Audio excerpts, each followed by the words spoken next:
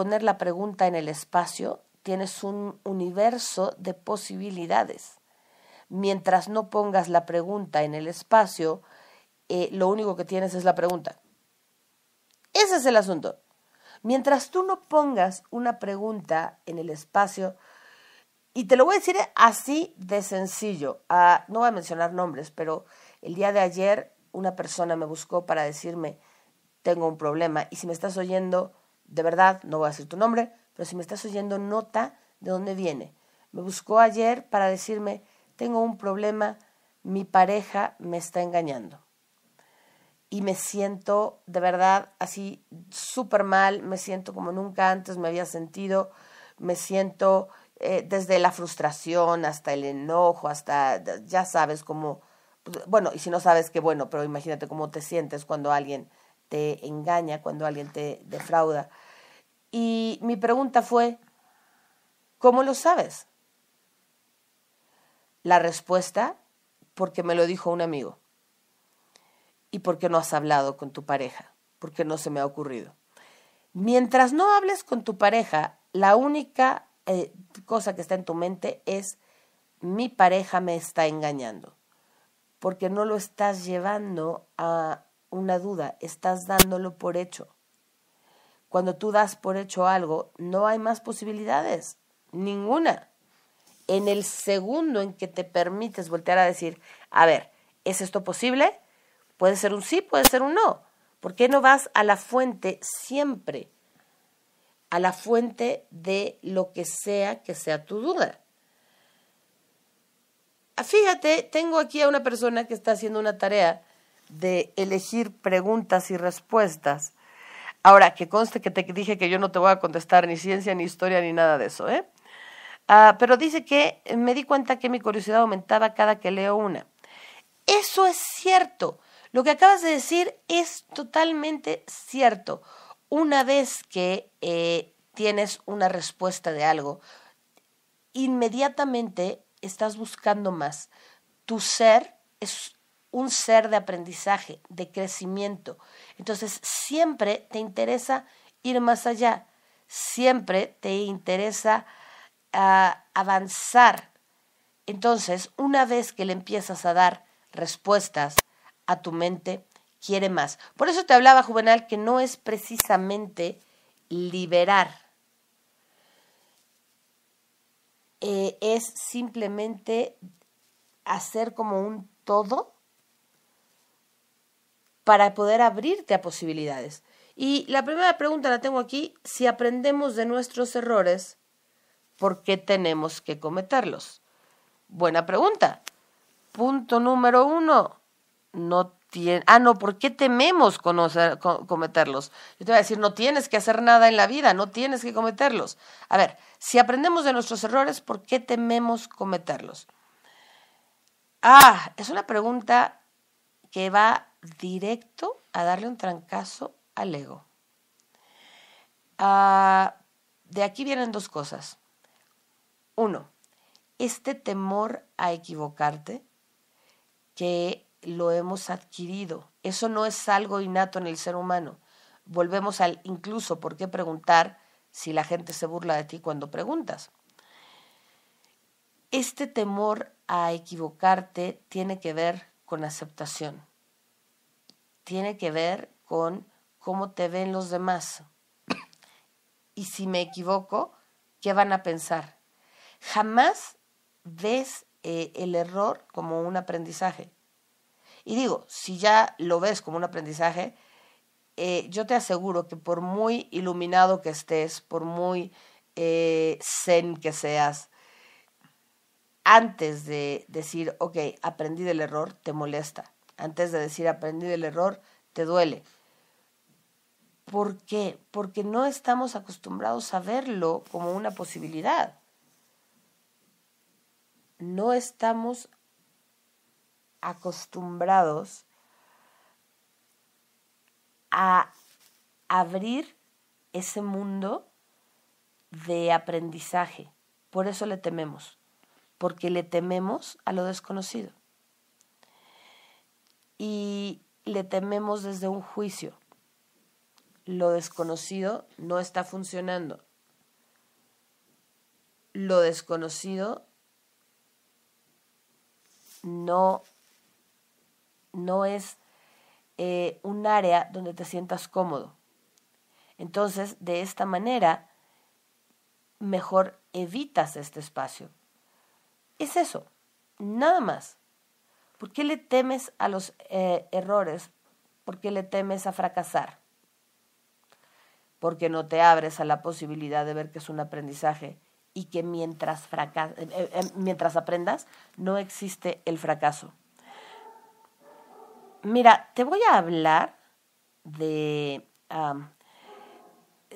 no sé, cuando hay la caída de la bolsa que hubo en no sé qué año, que fue muy sonada, no tengo claro el año, pero muchísima gente, te estoy hablando de México, porque la bolsa en Estados Unidos se mueve, se baja y se cae a cada rato, pero te estoy hablando de esta caída de la bolsa fuertísima que hubo en México, creo que en los 70s, creo que, no me acuerdo si fue a finales de los 70s, a principios de los 80s, pero hubo un montón de gente, que se suicidó con eso. Y hubo muchísima gente que perdió toda su fortuna y que millonarios se hicieron pobres de la noche a la mañana y fue como todo un caos. Y fíjate cómo es simple y sencillamente por el miedo a lo desconocido. ¿Cómo funciona la bolsa?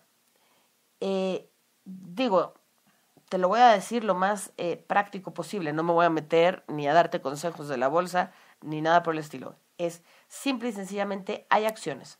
Y las acciones se cotizan en un valor. Dependiendo de cuántas acciones tengas y de cuánto valgan tus acciones, es lo arriba que estás en la bolsa o lo bajo que estás en la bolsa. Y entonces, ¿cómo funciona esto de las acciones? Tú tienes acciones que tienen un valor de 10 pesos. Y entonces, mañana esas acciones valen 9 pesos.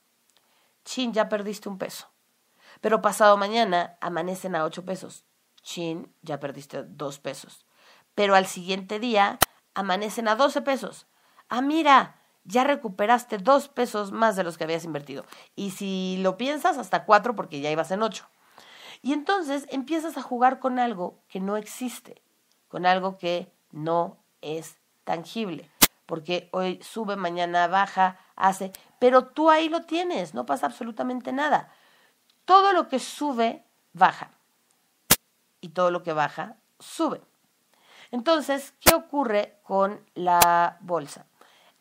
Empieza a haber bajas en acciones y la gente que no sabe de esto, que le tiene miedo a lo desconocido, empieza a bajar la bolsa, empieza a bajar, mis 10 pesos hoy son 7, mis 10 pesos son 5. Y entonces empiezan a vender desde el miedo para poder recuperar lo poquito que tienen. Y entonces, ahora sí que de lo perdido lo que aparezca. Y empiezas a vender, a vender, a vender, a vender a lo que sea. Y obviamente, si tus acciones representan el valor de una compañía y todo el mundo está vendiendo esto, entonces la compañía vale menos y va bajando más. Y mientras más gente esté vendiendo sus acciones, más va bajando lo que valen esas acciones. Entonces, al estar haciendo eso, tú mismo estás bajando tu ingreso.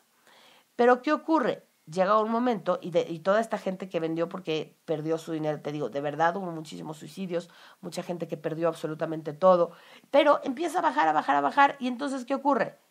Que llega la gente que sí le sabe mover a esto y empieza a comprar mientras está más barato. ¿Por qué? Porque si yo tenía 10 pesos y me podía comprar una acción, hoy esa acción vale 1 peso.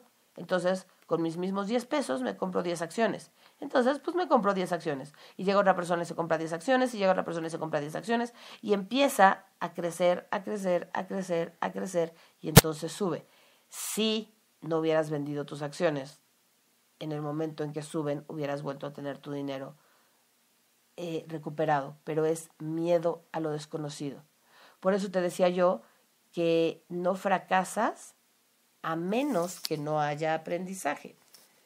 Es la única manera de que fracases, cuando no hay aprendizaje. ¿Ok? Tengo otra pregunta por acá. Un error no... Ah, no, no es pregunta, es una afirmación. Un error no se convierte en equivocación hasta que te rehusas a corregirlo. Totalmente. Y es exactamente lo que estás diciendo. Es de lo que te estaba yo hablando en este momento. De por qué le tengo miedo a cometer errores. Porque le tienes miedo al fracaso. Pero no hay fracaso si aprendiste algo de ello. No hay fracaso si no... nada más hay desconocido. Aviéntate a aprender. Y mientras tú estés dispuesto a aprender, el universo está dispuesto a contestar. De verdad, te lo voy a repetir. ¿Qué vas a preguntar en la vida? Sí, tu pregunta al universo levantándote es, ¿cómo puedo hacer para que este día sea espectacular? Tu día va a ser espectacular.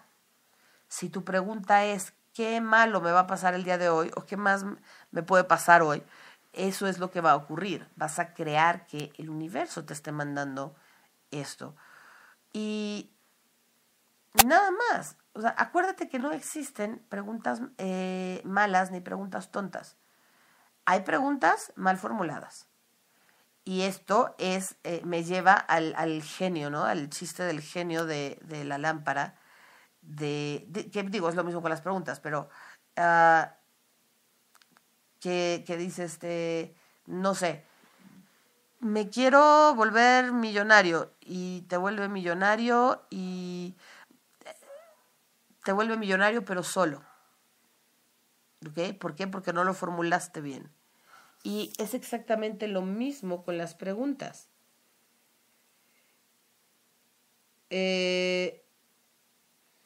Por acá tengo un comentario que la fortuna de Carlos Slim bajó 27,000 millones de dólares por las acciones de América Móvil, pero no las vendió.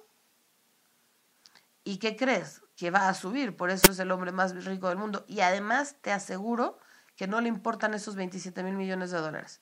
Y no le importan porque sabe que de esa misma manera lo puede crear. Tiene que ver con la pregunta, tiene que ver con el, ok, aprendí. Y vamos a suponer que los perdió y que de verdad desaparecieron y ya no tiene cómo recuperarlos.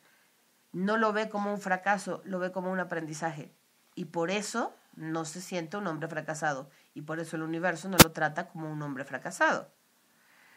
Esa es la película que tenía en mente, la que estás poniendo, la película del diablo con el diablo, que pide ser millonario y exitoso y lo vuelve narco colombiano exitoso. Sí, por supuesto. Asegúrate bien de cómo vas a hacer tu pregunta. Porque, ¿sabes? A veces las preguntas son complicadas y las respuestas son simples. Y esta frase es del Dr. Seuss. Para mí el hecho de que preguntes es simplificarte la vida. Es permitirte aprender a través de tus dudas. Y de ahí para adelante empiezan a haber mundos de posibilidades. Tengo por acá un comentario que no hay que hacer preguntas desde el miedo. La pregunta tiene una respuesta. Eso es siempre. Si tú le tienes miedo a la respuesta, lo que vas a conseguir es eso. Ay, qué linda pregunta. ¿Tenemos realmente libre albedrío? Cuando tomamos una decisión plenamente consciente, considerando sus causas y consecuencias y las razones por las que la tomamos, es una decisión libre. ¿Pero es cierto o se trata de un autoengaño de quien anhela creer en la libertad? La pregunta está espectacular y lo que te voy a contestar a esto es ¿de qué manera tomas decisiones tú?